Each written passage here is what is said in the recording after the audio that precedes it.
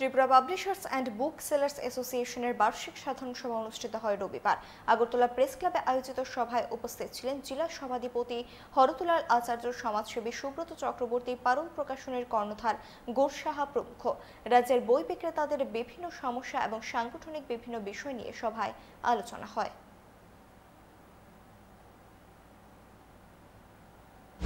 এটা আমাদের সাধারণ বার্ষিক সম্মেলন। এতে সাধারণত সাংগঠনিক আলোচনাই হয়ে থাকে বেশিরভাগই।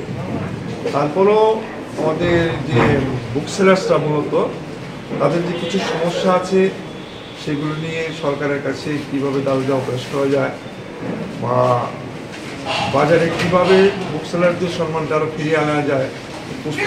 বর্তমানে পুস্তক ব্যবসাটা চলে গেছে সরকারের হাতে অধিকাংশতেই, এবং বুক সেলারদের যাতে সসম্মানে বাঁচতে পারেন সেই ব্যবস্থা করা নিয়ে আলোচনা করা মূলত, এবং সঠিক পদক্ষেপ নিয়ে সরকারের কাছে তার দাবি পেশ করা।